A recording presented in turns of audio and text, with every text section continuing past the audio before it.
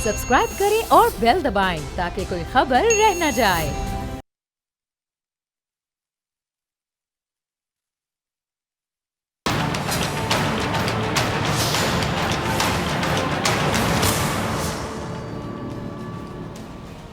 अस्सलाम वालेकुम नाजरीन, मैं हूं डॉक्टर फिज़ा अकबर खान और मैं हूं पाकिस्तान और आप देख रहे हैं पाकिस्तान के सबसे बड़े न्यूज़ चैनल का नंबर 1 प्रोग्राम ऐसे नहीं चलेगा। नाज़रीन, हुकूमत जब अपने मुल्क और आवाम से संजीदा होती है तो ये बात क्या हुकूमत को बार बार कहने की ज़रूरत पड़नी चाहिए? मेरे मुताबिक बिल्कुल भी नहीं, क्योंकि ये उस मुल्क के अवाम और मुल्क की हालत से खुद ब खुद मालूम हो जाएगा। हुकूमत को कहना नहीं पड़ेगा कि हम संजीदा अवाम के साथ। जब कोई हुकूमत अपने अवाम की खिदमत को हुकूमत समझती है तो यकीन जानिए हुकूमत की हिफाजत खुद अवाम करते हैं। ऐसा ही है ना? जब हुकूमत अपने शहरियों के लिए प्रैक्टिकली अमली तौर पर माँ का किरदार अदा करती है तो मुआशरा मजबूत होता है, मुस्तहकम होता है। जब कोई भी हुकूमत अपने मुल्क में रहने वाले हर शख्स के बुनियादी हुकूक उसके कहे बगैर पूरे करती है, मांगे बगैर पूरे करती है या उसकी हिफाजत करती है तो उस हुकूमत का तहफ़्फ़ुज़ यकीन जानिए मुल्क का हर शख्स खुद करता है, आगे आगे होता है तहफ़्फ़ुज़ करने के लिए। हमारे मुल्क में हुकूमतें गिरती रहीं, गिराई जाती रहीं, शिकवा किया जाता रहा कि हुकूमतें नहीं चलने दी गईं। क्यों? क्योंकि जितना हमारे मुल्क में बनने वाली हुकूमत इस मुल्क के शहरी से संजीदा थी उतना ही हर फर्द बदले में उस हुकूमत से संजीदा था। जितना इस मुल्क की जमहूरियत ने एक पाकिस्तानी को दिया उतना ही उस पाकिस्तानी ने बदले में जमहूरियत के नाम पर हुकूमत करने वालों को लौटाया। बल्कि मैं यकीन से कहती हूँ ज़्यादा ही लौटाया होगा, इतना लिया नहीं होगा। अगर आप ये जानने की कोशिश करें कि क्यों दुनिया में जमहूरी ममालिक तरक्की करते हैं या तरक्की पजीर ममालिक कहलाते हैं तो मालूम होगा कि उन तरक्की याफ्ता ममालिक की हुकूमतों ने, अभी मैं तरक्की याफ्ता ममालिक की बात कर रही हूँ, उन तरक्की याफ्ता ममालिक की हुकूमतों ने जमहूरियत का समर खुद नहीं खाया, अवाम तक पहुँचाया, लफ्जी तौर पर नहीं अमली तौर पर। जिन ममालिक की हुकूमत ने अपने मुल्क में रहने वालों को साबित किया कि वो हुकूमत वाकई अवाम की हुकूमत है, अवाम से है, अवाम के लिए है, उन ममालिक ने दुनिया में तरक्की भी की, अपने अंदर मस्बत तब्दीली भी लेकर आए और कामयाब जमहूरी ममालिक की फहरिस्त में शामिल भी हो गए। होना ही था, ज़रूर होना था। अब सवाल ये है कि कैसे मालूम हो कि कोई हुकूमत अपने अवाम को लेकर कितनी संजीदा है, कोई हुकूमत अपने अवाम के लिए कितना दर्द रखती है, कोई भी हुकूमत अपने अवाम को कितना रिलीफ देना चाहती है, कोई भी हुकूमत कैसे अपने अवाम को तहफ़्फ़ुज़ देने के लिए तैयार रहती है या उसके एजेंडे में अवाम कहीं पर है भी और अगर है तो किस हद तक है और कहाँ पर है। इसकी एक छोटी सी मिसाल देख लेते हैं। अगर मैं सही हूँ तो 31 दिसंबर 2019 को, यही तारीख, चीन में कोरोना वायरस का इंकशाफ हुआ। ये वायरस एक वबा की शक्ल में चीन समेत दुनिया भर के ममालिक में फैलने लगा। अब चीन की हुकूमत ने इस वायरस से अपने अवाम को बचाने के लिए कुछ तो करना था। क्या किया? महज 10 दिन में एक ऐसा अस्पताल बना दिया जिसमें कोरोना वायरस का शिकार मरीजों का इलाज हो सके। 10 दिन में बनने वाले इस हॉस्पिटल में 1600 बेड्स, 1600 बेड्स। इस हॉस्पिटल में हर किस्म की सहूलियात मुयस्सर हैं। 30 केयर यूनिट्स, डॉक्टर्स के अमले के साथ साथ रोबोट्स का अमला भी इस हॉस्पिटल में मौजूद है जो कोरोना वायरस का शिकार अफराद के टेस्ट करने में या खून के सैंपल्स लेने में मदद करेगा। ये हॉस्पिटल किया गया वुहान में। 10 दिन में चीनी हुकूमत ने अपने अवाम के लिए 1600 बेड्स का हॉस्पिटल तमाम तर सहूलियात के साथ तैयार कर दिया। पहले ज़रा इसकी एक झलक देखिए। सबसे हैरानी की बात आपको पता है क्या है जो मुझे महसूस हुई? कि ना इस हॉस्पिटल का संगे बुनियाद रखने की कोई तकरीब हुई, ना इस हॉस्पिटल के इफ्तिताह पर कोई तकरीब नज़र आई, ना किसी ने आकर क्रेडिट लिया, ना किसी ने फीता काटा, ना किसी वज़ीर और मुशीर ने इस तेज़ तरीन तामीर होने वाले हॉस्पिटल का सेहरा अपने सर से जाने की कोशिश की। है ना पाकिस्तानियों के लिए हैरत वाली बात, हैरानी वाली बात? मेरी तरह आप लोग भी हैरान हुए होंगे क्योंकि हमने तो ये सब होता देखा। ना कोई आतिशबाजी हुई, ना किसी पर तनकीद की गई। 10 दिन के अंदर चीनी हुकूमत ने अपनी आवाम के लिए एक ऐसा हॉस्पिटल बना दिया जहां वो अपना इलाज करवा सकेंगे, एक ऐसा हॉस्पिटल जहां किसी दवा की कमी नहीं होगी, एक ऐसा अस्पताल जहां हर टेस्ट हो सकेगा, एक ऐसा हॉस्पिटल जहां हर तिब्बी सहूलत मौजूद होगी। अब आप ये तस्वीर में देख सकते हैं, ज़रा चलाइएगा रज़ा। एक ऐसा हॉस्पिटल ये आप तस्वीर में देखें जिसे महज 10 दिन में बनाया गया, एक ऐसा अस्पताल जहाँ इलाज के लिए, बेड के लिए, दवा के लिए, डॉक्टर के लिए, चेकअप के लिए लोग मारे मारे नहीं फिरेंगे। ये होती है किसी हुकूमत की अपने अवाम के साथ संजीदगी, जो कि प्रैक्टिकली नज़र आती है। ज़बानी जमा खर्च नहीं होता, प्रैक्टिकली करके दिखाते हैं। जब हुकूमत अपने अमल से साबित करती है कि वो अपने अवाम के तहफ़्फ़ुज़ के लिए हर मुमकिन कोशिश कर रही है, तो फिर अवाम भी हुकूमत के तहफ़्फ़ुज़ के लिए सब कुछ करने पर आमादा हो जाएंगे। गिव एंड टेक है ना, हुकूमत करके दिखाए, अवाम भी आपको बदले में बहुत कुछ करके दिखाएंगे आपके लिए।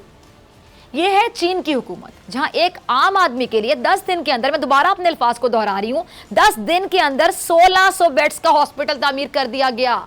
और एक नजर डालें अब पाकिस्तान पर।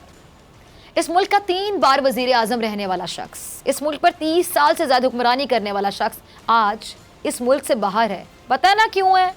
इलाज के लिए है ना। लेकिन क्यों? क्योंकि वो इन 30 सालों में हुक्मरान तो था, लेकिन कोई एक ऐसा हॉस्पिटल ना बना सका जहाँ पे अवाम भी इलाज करवा सके और ये शख्स खुद भी अपना इलाज करवा सके। ये मोहतरम जिनका नाम नवाज शरीफ साहब है, ये जब वज़ीर आज़म थे, जब ये इक़्तिदार में थे, तब भी अपना इलाज अवाम के टैक्स के पैसों से बाहर ही करवाने जाते थे। इनके भाई जो पंजाब के वज़ीर आला रह चुके हैं और आजकल मुल्क के वज़ीर आज़म बनने का अरमान दिल में लिए बैठे हैं, शहबाज शरीफ साहब, ये भी बुखार, नज़ले, कमर की तकलीफ़ का इलाज लंदन में करवाने जाते रहे, उस वक्त भी जब ये इक़्तिदार में थे। ये है हमारे मुल्क में हमारी हुकूमतों की अपने अवाम से संजीदगी का आलम। वाकई बहुत संजीदा है, इतनी संजीदगी कि शायद बाहर के हुक्मरान भी परेशान होकर देखते होंगे इन पाकिस्तानी हुक्मरान। और सिर्फ यही नहीं, बल्कि चीन में 1600 बेड्स का जदीद तरीन हॉस्पिटल बना, जो हर लिहाज से मुकम्मल है, वो बन भी गया और अब उसने काम भी शुरू कर दिया। लेकिन पाकिस्तान में अगर एक हॉस्पिटल बनाने का सोचा भी जाए तो उसे बनाने से पहले की बात कर रही हूँ, बनने के बाद की बात नहीं कर रही, बनाने से पहले हमारे हुक्मरान क्या क्या करते हैं ये भी ज़रा देख लीजिए। ये अजीम अस्पताल इसलिए नहीं कि यहाँ पर हजारों लाखों मरीज आएंगे, ये अजीम अस्पताल इसलिए है कि यहाँ पर इस अस्पताल में दुनिया के किसी भी शानदार तरीन अस्पताल में जो मरीजों के इलाज के लिए जो सहूलतें होती हैं वो इस अस्पताल में है। ये अजीम अस्पताल इसलिए है कि दुनिया के, पाकिस्तान में नहीं, दुनिया के किसी भी अस्पताल में बेहतरीन मशीनरी, बेहतरीन ब्लड टेस्टिंग लेबोरेटरीज, बेहतरीन डॉक्टर्स, बेहतरीन नर्सें, बेहतरीन मैनेजमेंट वो इस अस्पताल में मौजूद हैं। ये अजीम इसलिए है कि ये इलाज वही मुहैया कर रहा है गरीब आदमी को, जो कि अमीर तरीन अस्पताल को महंगे तरीन अस्पताल में इलाज मिलता है। ये हॉस्पिटल शहबाज शरीफ ने कहाँ बनाया, यकीन जानिए नहीं जानती। इस जदीद तरीन हॉस्पिटल जिसकी तामीर शहबाज शरीफ के मुबारक हाथों से हुई, इसमें उनके भाई का इलाज आखिर क्यों नहीं हो सका, ये भी मैं नहीं जानती।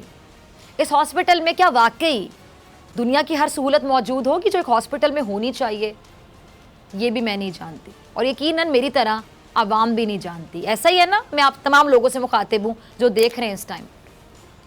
अगर इस हॉस्पिटल में हर सहूलत मौजूद है भी, तो शहबाज शरीफ या शरीफ ख़ानदान का कोई फ़र्द इस हॉस्पिटल से इलाज क्यों नहीं करवा सका, ये भी यकीनी तौर पे मैं भी नहीं जानती, आवाम भी नहीं जानते। और दूसरी अहम तरीन बात, नवाज शरीफ 8 हफ्तों से ज़ायद हो गए लंदन में, गए क्यों थे ये तो सब जानते हैं। जान पर बन गई थी, ज़िंदगी को ख़तरा था, मौत के फरिश्ते नज़र आ रहे थे, और इन 8 हफ्तों में नवाज शरीफ का क्या कोई ऑपरेशन हुआ या कोई बड़ी सर्जरी हुई हो? क्या नवाज शरीफ आईसीयू में एडमिट रहे? इन 8 हफ्तों में ज़्यादा से ज़्यादा नवाज शरीफ साहब के दांत चेक हुए, उनके छोटे मोटे टेस्ट हुए। अब हालत देखिए इस मुल्क की कि 3 बार मुल्क का वज़ीर आज़म रहने वाला ये अजीम शख्स अपने दांत भी पाकिस्तान के किसी हॉस्पिटल में चेक करवाने को तैयार नहीं है। यानी पाकिस्तान में कोई डेंटिस्ट ही नहीं है, अपना कोई छोटा सा टेस्ट भी इस मुल्क में करवाने को तैयार नहीं है। यानी हमारे यहाँ कोई लैब ही नहीं है जहाँ टेस्ट हो सके किसी का। खांसी या छींक भी आ जाए तो उनका पूरा ख़ानदान लंदन में मौजूद होता है, और फिर ये दावा करते हैं कि पाकिस्तान के और इस मुल्क के अवाम के खैर ख्वाह हैं। ये कहते हैं कि इन्होंने मुल्क सवार और मजीद भी संवारना चाहते हैं। देखें ज़रा, अभी और ख्वाहिश है संवारने की। ये कहते हैं कि इन्होंने कर्ज उतारना है। जमहूरियत का ये हाल सिर्फ पंजाब तक महदूद नहीं है, सिंध में जमहूरियत के 12 कामयाब साल, कामयाब कह लूँ तो मेरे ख्याल से गलत नहीं होगा, कामयाब ही होंगे जिस तरह क्रेडिट लेते हैं। सिंध में 12 साल कामयाब जमहूरियत के, सिंध के अस्पताल और मुर्दा खाने एक बराबर हो चुके हैं। कड़वी बात है, सुनने वालों को शायद वाकई हजम भी ना हो, और मैं चाहती हूँ कि उनको हजम ना हो, इनको शर्म आए, इनका सोया हुआ ज़मीर जागे। वज़ीर आला सिंध के अपने हलके में हॉस्पिटल नहीं है, लाड़काना के सबसे बड़े अस्पताल में अद्वियात और इलाज की सहूलियात नहीं है, कुत्ते के काटने की तो दवा है नहीं, जख्मी को ले जाने के लिए एम्बुलेंस तक होती नहीं है, लाश उठाने के लिए एम्बुलेंस नहीं है। एक खबर याद आई है मुझे, इससे जुड़ी हुई, ज़रा देखिए। 2017 की इस मुल्क में 36 बेड्स के एक हेल्थ सेंटर का इफ्तिताह भी होता है, तो 22 साल बाद बाप ने बुनियाद रखी, 22 साल बाद बेटे ने उसका इफ्तिताह किया, वो भी भरपूर मीडिया कवरेज के साथ। यहाँ ईंट भी रखी जाती है ना तो पूरे लाओ लश्कर को लाया जाता है, भरपूर तशहीर की जाती है, और फिर वो अवामी मंसूबा बनता है 22 सालों बाद। और ये वो दो ख़ानदान हैं जो कहते हैं कि इमरान खान को हटाओ और किसी तरह इनको इक़्तिदार में लाओ। ये तो 3 बार इक़्तिदार में रहकर अवाम के लिए कुछ ना कर सके, ये चौथी बार इक़्तिदार में आकर क्या कर लेंगे। फिर इससे ज़्यादा हैरानी और परेशानी की बात यह कि सिर्फ ऐसे हुक्मरान ही नहीं, रियासत का चौथा अहम सतून, अब ज़रा गौर से सुनिएगा, चौथा अहम सतून जिसे मीडिया कहा जाता है, उसके एक मखसूस हिस्से की तरजीहात भी कमाल ही हैं। वो लोग जो बहुत बड़े सहाफ़ी हैं, बहुत बहुत बहुत बड़े सहाफ़ी, हकीकी सहाफ़ी, काबिल इज़्ज़त सहाफ़ी, मोहतरम सहाफ़ी, रिस्पेक्टेबल सहाफ़ी, बेमिसाल सहाफ़ी, लाजवाल सहाफ़ी, जिनसे सहाफ़त शुरू होती है और यकीन जानिए ख़त्म भी उन्हीं पर होती होगी। कायनात के चंद बेहतरीन सहाफ़ियों में से वो लोग, उनकी बामायनी सहाफ़त देखिए। ये एक मशहूर ज़माना, बाअक़ल कह लें, बाशऊर कह लें, बेमिसाल सहाफ़ी कह लें, जो दिल चाहे कह लें, ऐसे सहाफ़ी। इनका ट्वीट आप स्क्रीन पर देख सकते हैं, चलाइएगा रज़ा। ये साहब लिखते हैं कि बुज़दार प्लस ने ऐसा इंकशाफ कर दिया कि सब सुनकर दंग रह जाएंगे। सुन के आप फैसला कर लीजिए कि उस्मान बुज़दार से 2 कदम आगे हैं या नहीं। इसके बाद एक और बेहतरीन आला पाए के सहाफ़ी कह लें, सहाफ़त में उनका कोई सानी नहीं, उनका भी ट्वीट देखिए, चलाइएगा रज़ा। कहते हैं कि जी चीफ मिनिस्टर केपी का गहरा फ़लसफ़ा मौत और हयात।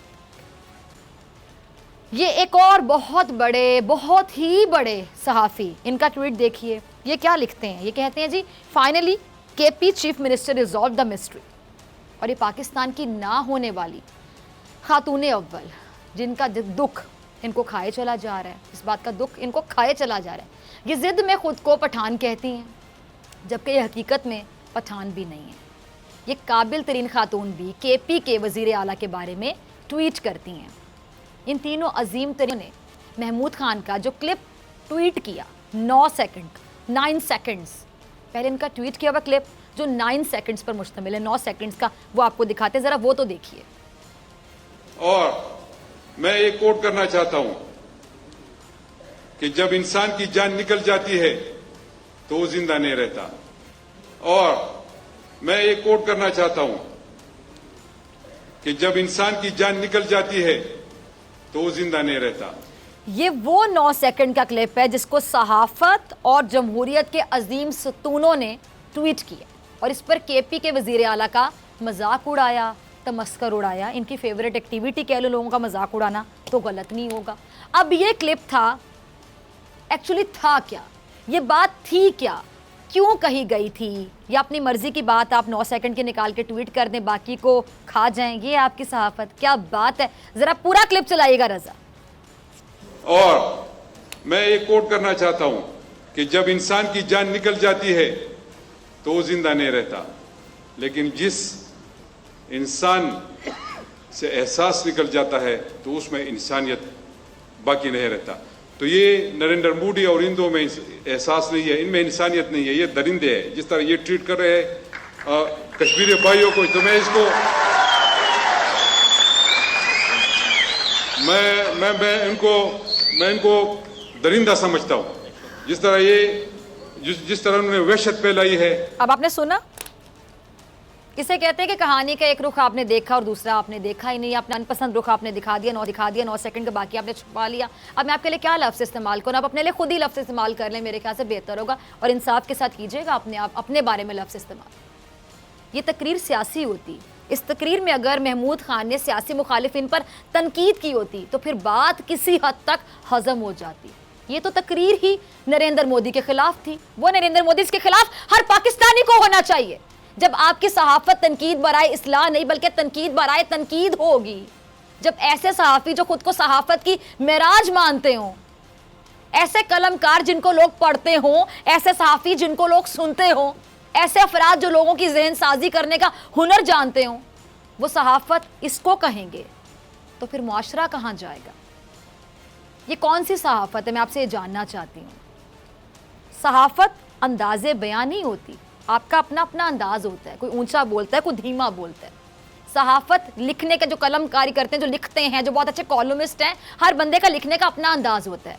सहाफत बेसिकली ये होती है कि आप जो खबर दे रहे हैं वो सही है या गलत है, या आप अपनी मनपसंद खबर निकाल लें अंदर में से 9 सेकंड की और आप उसकी कोई भी एंगलिंग कर दें। मैं इसको सहाफत नहीं मानती, गलत है, ये धोखेबाजी है। ये क्या इसको आप अपनी जाती हमला नहीं कहेंगे?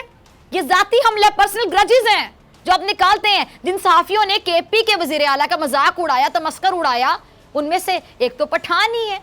और ये सब जानते हैं कि पठानों को उर्दू बोलने में मुश्किल होती है, उनकी ज़बान थोड़ी अलग होती है इसलिए, लेकिन वो भी इसी दौड़ में शामिल हैं आगे आगे। क्या ये सेहतमंद सहाफ़त है? मैं आप तमाम लोगों से पूछती हूँ। यकीन जानिए, सहाफ़त ऐसी ही है जैसे इस मुल्क की जमहूरियत है। ये सहाफ़त ऐसी ही है जैसे इस मुल्क के हुकूमत करने वाले। आप इमरान खान पर तनकीद करें, बेशक करें, लेकिन इसका मतलब दूसरों की करप्शन का दिफा नहीं होना चाहिए। इसका मतलब किसी की ज़ातियात पर हमले नहीं होने चाहिए, क्योंकि अब हुकूमत आप पर मेहरबान नहीं है तो आपने हुकूमत के हर वज़ीर, हर मुशीर को करप्ट ही दिखाना है। वज़ीर आज़म इमरान खान एक माफिया का जिक्र करते हैं, आपने बड़ी बार सुना होगा नाज़रीन। वो माफिया क्या है? जब बादशाह और वज़ीरों का तख्ता उलट दिया जाता है तो बादशाह ने जिन मुशीरों को, ताजिरों को, सनतकारों को, कलमकारों को नवाजा होता है, वो उसके निज़ाम को बचाने की हर मुमकिन कोशिश करते हैं। पाकिस्तान का सबसे बड़ा अलमिया आपको पता है क्या है?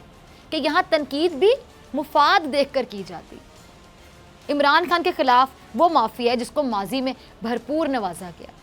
उस माफिया से मुराद हर वो ताजिर जिसने लूट मार की खुलकर, हर वो सनतकार है जिसने माजी के करप्ट निज़ाम से फ़ायदा उठाया, हर वो नाम नहाद सहाफ़ी है जिस पर माजी में ज़रूरत से ज़्यादा मेहरबानियाँ होती रही, मैं अल्लाह कहती हूँ।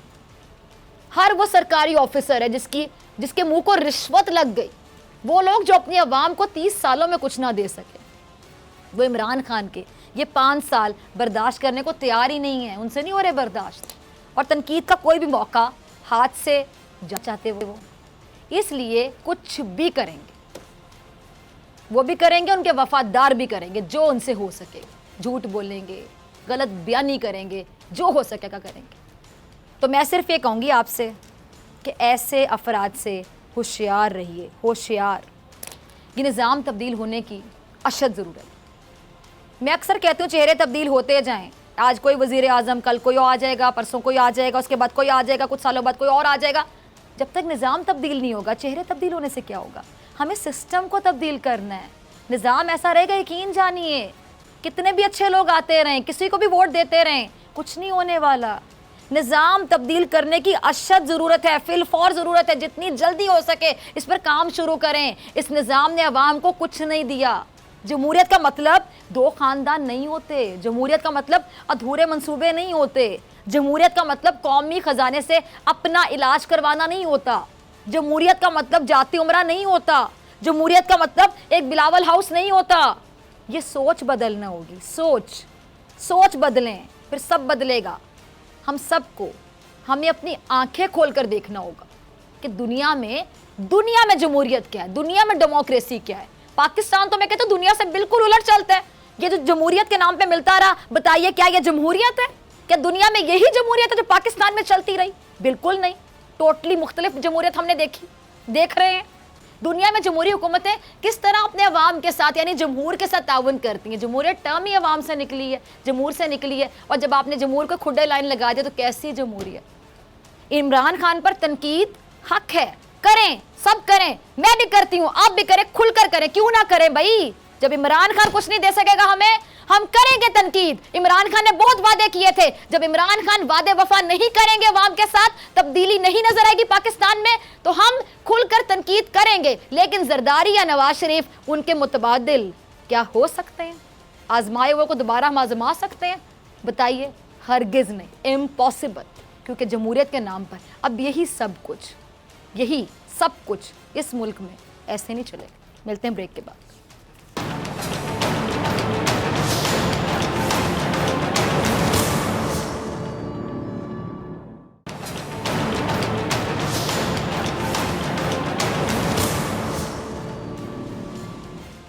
वेलकम बैक, आप देख रहे हैं ऐसे नहीं चलेगा। मैं हूं आपके साथ डॉक्टर फ़िज़ा अकबर खान। हम बात कर रहे थे हुकूमत और इसकी आवाम से संजीदगी की, कि हुकूमत कैसे बता सकती प्रैक्टिकली कि वो अपनी आवाम के साथ, जमहूर के साथ, वोट जिनसे उन्होंने लिए, जिनसे वोट लेके वो मुंतखब हुए, उनके साथ कितने संजीदा हैं या अपने मुल्क की खिदमत करने में कितनी संजीदगी का इज़हार वो कर सकते हैं। अब प्रोग्राम के इस हिस्से में हमारे साथ हमें ज्वाइन किया है मेहमान, किसी तारुफ के मोहताज नहीं, ब्रिगेडियर रिटायर्ड हारिस नवाज साहब ने। ब्रिगेडियर साहब, warm welcome in the program. चीन में आपने देखा ब्रिगेडियर साहब, कोरोना वायरस फैला 10 दिन के अंदर अंदर, मतलब मुझे हैरान नहीं हुई, आपको भी होगी, हमने पाकिस्तान में कभी ऐसे देखा नहीं। 10 दिन में हॉस्पिटल बनाया गया, हर सहूलत है वहाँ पे। और यहाँ पर अगर हम देखें कि जी 36 बेड्स का अगर हॉस्पिटल बनाया जाए तो 22 साल लग जाते हैं। फिर ये कहते हैं कि जमहूरियत को खतरा है और हम बहुत संजीदा हैं अवाम की खिदमत करने के लिए। कैसे कह लेते हैं लोग ये सब कुछ?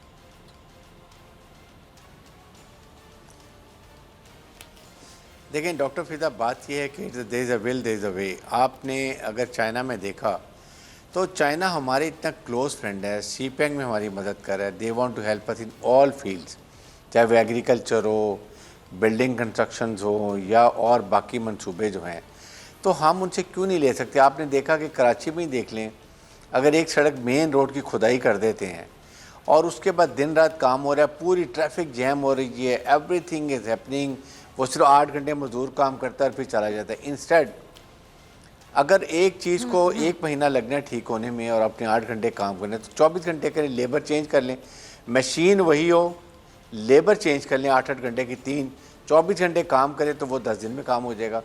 द प्रॉब्लम इज़ कि who has to manage, who has to organise. आपके सामने उन्होंने 2 हफ्ते 10 दिन में पूरा पता नहीं कितने बेडेड हॉस्पिटल चाइना ने कोरोना वायरस के लिए बना के रख दिया। I mean it is amazing thing. So आपके पास हर चीज़ अवेलेबल है। Who stops you learning and educating yourself, sending your team.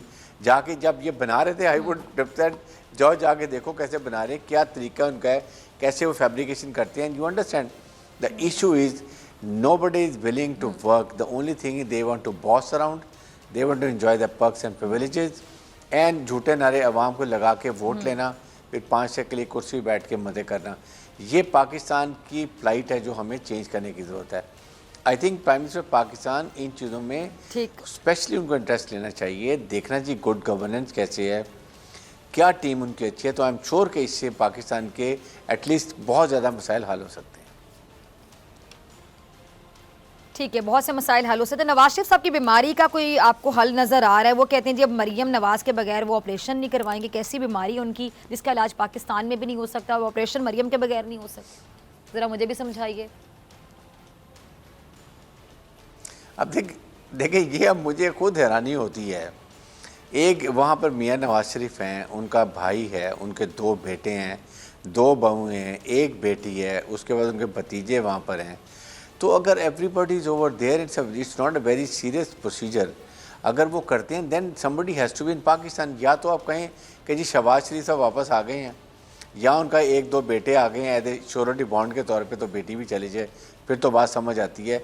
But if you want कि इसी बहाने से ना आपने कोई मेडिकल टेस्ट भेजे हैं, यहाँ पर रोज़ाना अगर आपको याद हो तो प्लेटलेट्स की खबर आ रही थी कि 2000 रह गए, 3000 रह गया, 14000 हो गए, 15000 हो गए। वहाँ जाके एक भी रिपोर्ट नहीं भेजी है, इसलिए कि वहाँ पर गलत रिपोर्ट इशू नहीं हो सकती, इसीलिए वो नहीं भेज रहे हैं। और वो कह रहे हैं वो सीक्रेट है, तो यहाँ सीक्रेट नहीं दी। तो बात ये कि आपको समझने की ज़रूरत है, और इसकी वजह से अगर सीधे चेक आप प्रोसीजर क्यों लेट कर रहे हैं, there should be some reason for this. तो I think it is all वही प्लान है कि पूरा ख़ानदान चला जाए, उसके बाद वहाँ बैठे रहें। जब इमरान खान की हुकूमत चेंज होगी, वापस आएंगे, we will again come and sit on the chair. तो ये मेरे ख्याल में चीज़ों को अब नाकाम बनाना चाहिए। पाकिस्तान में इस वक्त सीरियस कैदी जो हैं वो यहाँ इस्लामाबाद हाई कोर्ट ने वर्किंग की थी 4200 हैं, ठीक, जो बहुत सीरियस उनको प्रॉब्लम है, देर कॉन्विक्ट्स। तो या तो उनको भी आप निकालें, उनका भी इलाज कराइए, फिर तो ठीक है। लेकिन अगर आपने सिर्फ बड़े लोगों के लिए, अशरफ के लिए आपने अलहदा कानून रखने हैं, गरीब लोगों के लिए अलहदा करने हैं, I think it is very serious, it is very unfair. तो we have to get out of this rut. ठीक है। अच्छा ब्रिगेडियर साहब, आपने सीक्रेट का वर्ड अभी यूज़ किया, तो जो नवाज शरीफ साहब हैं उनकी जो खिदमात हैं आवाम के लिए, यानी जमहूरियत में जो जमहूर को समरात मिले, जो कहते हैं हमने बहुत ज़्यादा समरात दी है या आवाम से मोहब्बत, वो भी तो सीक्रेट है ना, ऐसा राज जिससे पर्दा नहीं उठा सका कोई। देखिए सीक्रेट बात, देखिए सीक्रेट तो आपकी सारी खुल चुकी है ना। अब तो आपने जो कुछ किया, जो आपने पिछले 10 साल 15 साल से मुल्क और अवाम का खून के पसीने की कमाई को लूटा, आपने अपने बैंक बैलेंस, अपनी अपनी प्रॉपर्टीज़, आपने अपने हर चीज़ इतनी ज़्यादा एक्सपेंड कर ली, एग्जॉर्बेंट कर ली, मल्टीप्लाई कर ली, बट आवाम को अपने गरीब कर दिया। तो मेरे ख्याल में ये डेमोक्रेसी नहीं है। पाकिस्तान में डेमोक्रेसी नाम की चीज़ ही नहीं है।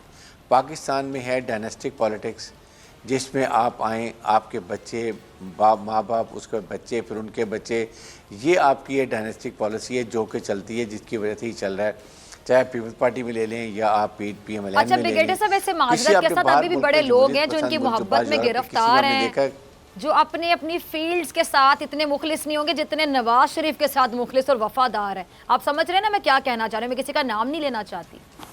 उन लोगों की बात कब समझ आएगी?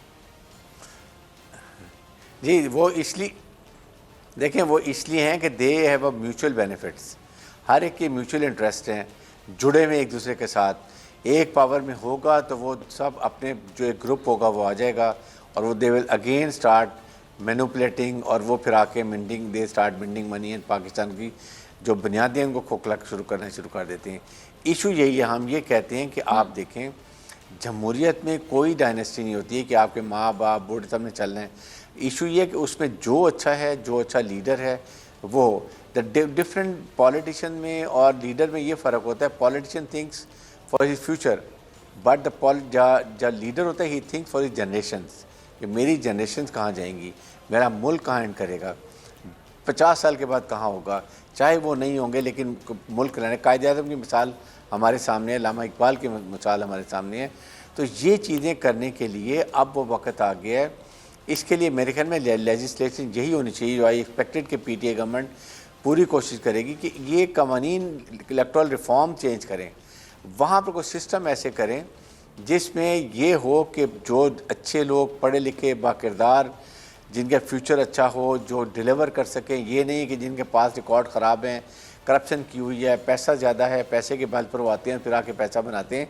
ये चीज़ें पाकिस्तान से जब तक ख़त्म नहीं होंगी हम तरक्की नहीं करेंगे। यही वजह है हमारे मुल्क में इतनी डेप्थ है, डिस्पाइट द फैक्ट कि इतना मुल्क को लूटा गया है पिछले 25-30 साल के अंदर, लेकिन हमारा मुल्क फिर भी अल्लाह की शुक्र है कि कायम दायम है और चल रहा है।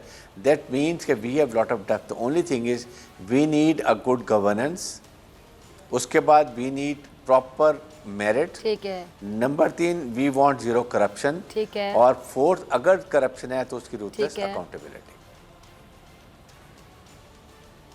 ठीक है जी। अच्छा, कुछ लोगों का कॉन्फिडेंस भी बड़ा कायम दायम में कह लें, ढिटाई कायम दायम में कह दो तो गलत नहीं होगा। शहबाज शरीफ साहब को बड़ा ख्याल आ रहा है कि वो वज़ीर आज़म बन सकते हैं, अगले वज़ीर आज़म। तो क्यों ये ख्याल आ रहा है, आपसे ये भी जानना चाहूँगी। साथ ही फिर ये दूसरा सवाल बनता है कि क्या इमरान खान डिलीवर करने में नाकाम हो गए, कि किसी और ने अपनी ख्वाहिशात जोड़ ली इस प्राइम मिनिस्टरशिप के साथ कि मैं वज़ीर आज़म हो सकता हूँ अगला? देखिए प्राइम मिनिस्टर नवाज शरीफ साहब तो लाइफ टाइम बैन है, तो उनको तो अभी सियासत में ये सोचना नहीं चाहिए कि he can be become again है प्राइम मिनिस्टर पाकिस्तान। येस, उनकी फैमिली मेम्बर्स में कोई बन सकता है, जो उनकी कोशिश है वो भी ज़्यादा उनकी अटेंशन है अपनी बेटी की तरह, नॉट हिज ब्रदर, क्योंकि वो तो चाहते हैं किसी हालत में शहबाज शरीफ जो उनकी फैमिली ना हो बल्कि उनकी बेटी हो। एक तो ये बात है। सेकंड ये कि देखें, आपको चाहिए कि इमरान खान साहब की गवर्नमेंट को मैं एक्सपेक्ट कर रहा था कि बहुत अच्छी गवर्नेंस होगी।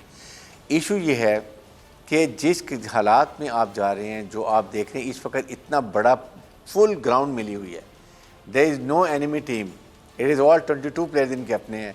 सर नवाज शरीफ पूरी फैमिली, शरीफ फैमिली मुल्क से बाहर है। नवाज फिर PMLN की लीडरशिप अरेस्टेड है। पीपल्स पार्टी के भी यही हालात हैं। ठीक है। इस वक्त भी अगर आप डिलीवर नहीं कर अच्छा सकते, ब्रिगेडियर साहब, मुझे आपका शुक्रिया अदा करना है। मेरे पास सिर्फ 30 to 40 सेकंड है। आपका एक शॉर्ट कमेंट चाहूंगी। कौम के पास इमरान खान के अलावा क्या ऑप्शंस है? अगर इमरान खान भी डिलीवर करने में नाकाम हो जाते हैं तो नेक्स्ट ऑप्शन क्या होगी हमारे पास? फिर आजमायों को आजमाना। देखें, बेसिकली आई पर्सनली फील कि अभी जब ये गवर्नमेंट बनी है, कम से कम इनको 3 से 4 साल मिलने चाहिए ताकि इनको मौका दें, जो मैस था वो क्लियर हो। उसके बाद अगर डिलीवर नहीं कर देते have election in the country, लेकिन एटलीस्ट 3 साल दें ताकि ये जो कुछ इनके वादे वाम से थे वो पूरे हो सकें, डिलीवर कर सकें। और सबसे बड़ा लिटरल टेस्ट उनका ये है कि इस दफ़ा जब 2002 का बजट आना है, चले 5 साल टेन्योर में से ऑलमोस्ट 2 साल तो होने को हैं, 1.5 साल तो मुकम्मल हो चुके हैं। देखते हैं अगले 3 साल में क्या परफॉर्म करते हैं। ठीक है जी, ब्रिगेडियर हारिस नवाज साहब, आपका बहुत शुक्रिया आपके वक्त के लिए, आपके तजिए के लिए। पे जाना है, ब्रेक से आने के बाद बड़ी खबर होगी और खुसूसी नुमाइंदे सदीक जान मेरे साथ मौजूद होंगे।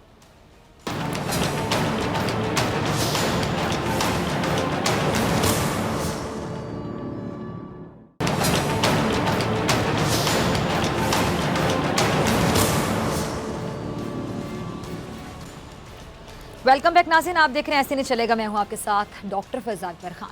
फवाद हसन फवाद के बाद मुस्लिम लीग नून को एक और रिलीफ मिल गया। हमजा शहबाज की ज़मानत भी मंजूर हो गई है। अब क्या मजीद रिलीफ मिलने वाला है? क्या मरियम नवाज साहिबा को बाहर जाने की इजाज़त मिल सकेगी? बहुत से लोग ये भी जानना चाहते हैं। इस गुत्थी को सुलझाने की कोशिश करेंगे, इसका जवाब जानने की कोशिश करेंगे खुसूसी नुमाइंदे सदीक जान से। सदीक, बहुत शुक्रिया। सदीक, हमजा शहबाज की ज़मानत क्यों हुई, कैसे हुई, बहुत से लोग जानना चाहते हैं, बताइएगा ज़रा।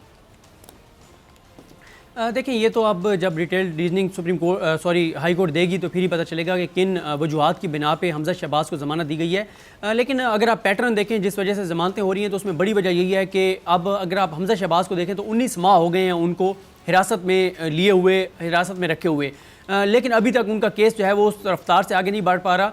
जबकि नैब ऑर्डिनेंस में ये लिखा हुआ है कि नैब को 30 रोज़ के अंदर अंदर इस केस को, इसका ट्रायल मुकम्मल करना था। बाकी जब इसका वजूहात आएंगी तो ज़ाहिर है हम उसको देखेंगे। दूसरा, जो आपने मरियम सफदर साहिबा की बात की, उनके मामले में देखें हुकूमत और वफाकी काबीना तो फैसला कर चुकी है कि वो उनको बाहर नहीं जाने देंगे। अब ज़ाहिर है मामला लाहौर हाई कोर्ट में है, लाहौर हाई कोर्ट को फैसला करना है। और वैसे भी और इस सारे मामले में जो अगले 48 घंटे हैं वो बहुत ही ज़्यादा अहम है। उसकी वजह यह है कि मरियम साहिबा तो बाहर जाना चाहती हैं अपने वाल के लिए, लेकिन पंजाब गवर्नमेंट को, पंजाब हुकूमत को अगले 48 घंटों में फैसला करना है कि मुबैना बीमार, जाली बीमार, क्योंकि हम ये कह सकते हैं अब उनको जाली बीमार, क्योंकि ना वो वहाँ पे जाके नवाज शरीफ साहब इलाज करा रहे हैं, ना अस्पताल में दाखिल हो रहे हैं। वो हवाखोरी के लिए तो बाहर चले जाते हैं, लेकिन प्लेटलेट्स के लिए कोई उनकी रिपोर्ट नहीं है। और 4 चीज़ें मिसिंग हैं जो नवाज शरीफ साहब की रिपोर्ट्स भिजवाई गई हैं पाकिस्तान, उनमें 4 चीज़ें मिसिंग हैं। पहली चीज़ उसमें मिसिंग है, सबसे बड़ा मामला जो आपको और हमें और पूरी पाकिस्तानी कौम को, और जिस बच्चे ने भी होश संभाल रखा है पाकिस्तान में, उससे जाकर पूछें तो उसको ये पता है कि नवाज शरीफ साहब प्लेटलेट्स की कमी के बायस बाहर गए थे। उस रिपोर्ट में जो रिपोर्ट्स बाहर से भेजी गई हैं उनमें प्लेटलेट्स का कोई जिक्र नहीं है, नहीं पता कि प्लेटलेट्स कहाँ तक पहुँचे हैं। दूसरा, उसमें नहीं है कि पेट स्कैन कहा गया था कि वो वहाँ से जाके उन्हें, उसकी कोई रिपोर्ट शामिल नहीं है। तीसरा, उसमें नहीं बताया गया कि उनकी जो कार्डियोलॉजी की जो इंटरवेंशन होनी थी, जो प्रोसीजर होना था, वो कहाँ तक पहुँचा, उसका कोई जिक्र नहीं है। चौथी चीज़ जिसका जो मिसिंग है वो ये है कि नवाज शरीफ साहब को पाकिस्तान से गए हुए तकरीबन 90 रोज़ होने वाले हैं। इस दौरान नवाज शरीफ साहब कितने दिन और कौन से हॉस्पिटल में दाखिल रहे हैं इसका कोई जिक्र नहीं है। नवाज शरीफ साहब इन तकरीबन 80 से 90 रोज़ में 21 मरतबा अपने लंदन फ्लैट से बाहर निकले हैं। वो कहाँ गए हैं किसी को कोई पता नहीं है। एक तस्वीर आई थी जहाँ पे वो हवाखोरी के लिए बाहर गए थे, रेस्टोरेंट पे बैठे थे, बाकी कोई चीज़ सामने नहीं आई। नवाज शरीफ साहब की जो मेडिकल रिपोर्ट्स बाहर से भिजवाई गई हैं वो बिल्कुल उसी तरह की हैं जैसे लंदन के जो असासे और जदादे हैं उनके लिए कतरी खत आया था। कतरी खत की तरह उनकी भिजवाई गई रिपोर्ट्स भी जाली हैं, उनके अंदर ना कोई सबूत है ना कोई चीज़ है। पहले इनको सज़ा हुई थी, ये सज़ा याफ्ता मुजरिम है, इनको सज़ा हुई थी कि ये रसीदें नहीं दे सके थे उन लंदन फ्लैट्स की जिनमें आप रह रहे हैं। पहले रसीदें नहीं दे सके थे, अब रिपोर्टें नहीं दे पा रहे। जिस तरह कतरी खत हेर से था, सुनी सुनाई बात थी, इसी तरह ये जो एक लेटर बाहर से भेजा है, एक डॉक्टर ने उन्हें बाहर रखा हुआ है, वो डॉक्टर एक अपने उसके ऊपर लिख के दे रहा है कि जी वो बहुत बीमार हैं, बहुत ये हैं, बहुत वो हैं, ये हो जाएगा वो हो जाएगा। भाई ये तो कौम को पहले बताया गया था कि अगर नवाज शरीफ साहब को 72 से 84 घंटों के अंदर अंदर पाकिस्तान से लंदन के उस हॉस्पिटल में शिफ्ट ना किया गया जहां एक हॉस्पिटल के अंदर एक छत के नीचे नवाज शरीफ साहब की तमाम ज़ाहिरी पोशीदा छोटी बड़ी बीमारियों का इलाज होना है, तो अगर ना शिफ्ट किया गया तो खुदा न खास्ता कोई बुरी खबर आ जाएगी। वो बाहर गए और पूरी कौम ने आप देख लिया है कि 80 से 90 रोज़ हो चुके हैं, आज तक वो किसी हॉस्पिटल के अंदर दाखिल नहीं हुए, कोई उन्होंने अपना इलाज शुरू नहीं कराया और वो बाहर आराम से बैठे हुए हैं। अगले 48 घंटे अहम हैं। पंजाब हुकूमत को अगले 48 घंटों में फैसला करना है कि वो नवाज शरीफ की जो ज़मानत है उसको कैंसिल करने जा रहे हैं या वो क्या करते हैं। जो शरीफ ख़ानदान है वो बहुत कॉन्फिडेंट है, वो ये कहते हैं कि इस हुकूमत के अंदर, इस पंजाब हुकूमत के अंदर इतनी जुर्रत ही नहीं है कि ये नवाज शरीफ साहब की ज़मानत कैंसिल करे, क्योंकि वो ये समझते हैं कि जिनके साथ या जिनके ज़रिए वो बाहर गए हैं उनके खिलाफ इस हद तक पंजाब हुकूमत नहीं जाएगी कि वो नवाज शरीफ की ज़मानत कैंसिल करेगी। शरीफ ख़ानदान कॉन्फिडेंट है और इसीलिए वो बजाय इसके कि नवाज शरीफ साहब वापस आएँ, वो मरीम को भी बाहर ले जाना चाहते हैं। लेकिन ये मरीम साहिबा का जो मामला है, इस हवाले से फैसला लाहौर हाई कोर्ट को करना है। हुकूमत फैसला कर बैठी है कि हम मरीम को बाहर नहीं जाने देंगे। अच्छा सिद्दीक, मुझे बड़ी हैरानी हो रही है कि एक इलेक्टेड हुकूमत है जिसको अवाम ने वोट देकर मुंतखब किया है, और अगर शरीफ ख़ानदान को या नून लीग के जो जितने भी लोग हैं प्रोमिनेंट, उनको ये लगता है कि एक नवाज शरीफ इलेक्टेड हुकूमत पे भारी है, तो उसका मैं क्या मतलब समझूं? देखें, वो ये समझते हैं कि नवाज शरीफ साहब जहाँ पे सर निगू होकर बाहर गए हैं, वो ये समझते हैं कि इसलिए वो कॉन्फिडेंट हैं कि नवाज शरीफ साहब की ज़मानत कैंसिल नहीं होगी। लेकिन आप हमारा ये सिस्टम देखिए, हमारा निज़ाम देखिए कि नवाज शरीफ साहब, उनकी जो इस्लामाबाद हाई कोर्ट ने उनको ज़मानत दी थी जितने अरसे की, वो भी ख़त्म हो चुकी है। लाहौर हाई कोर्ट वाली मोहलत भी ख़त्म हो चुकी है। पंजाब हुकूमत ने ज़मानत एक्सटेंड नहीं की, लेकिन वो आराम से बैठे हुए हैं, कॉन्फिडेंट हैं, ना वो वहाँ पर इलाज करवा रहे हैं, ना वो वापस आ रहे हैं। और देखें, हसन निसार साहब को कल मैं सुन रहा था, उन्होंने बहुत ज़बरदस्त बात की। उन्होंने कहा जो लोग ये कहते हैं कि मरीम को बाहर जाने दें, अगर तो ये सहूलत पाकिस्तान के तमाम मुलजिमों को, तमाम मुजरिमों को ये सहूलियात मुयसर हैं तो आप भेज दीजिए। आपने अपने इसी प्रोग्राम में सुल्तान की स्टोरी की थी, जो सानिया मॉडल टाउन पर एहतजाज करने के उसमें जुर्म में पादाश में वो गिरफ्तार है और उसको सजा सुनाई गई है।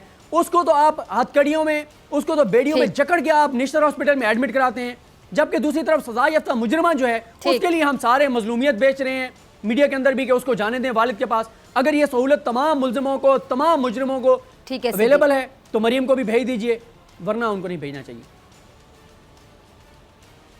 ठीक है सिद्दीक, बहुत शुक्रिया आपके वक्त के लिए, आपकी खबर के लिए, आपके तज्जिए। डॉक्टर फैज़ अकबर खान को दीजिए इजाज़त। आपसे मुलाकात होगी इंशाल्लाह कल सेम टाइम सेम चैनल। अगर ज़िंदगी ने वफा की, दुआ में याद रखिएगा, अपना ढेर सारा ख्याल रखिएगा। अल्लाह निगहबान।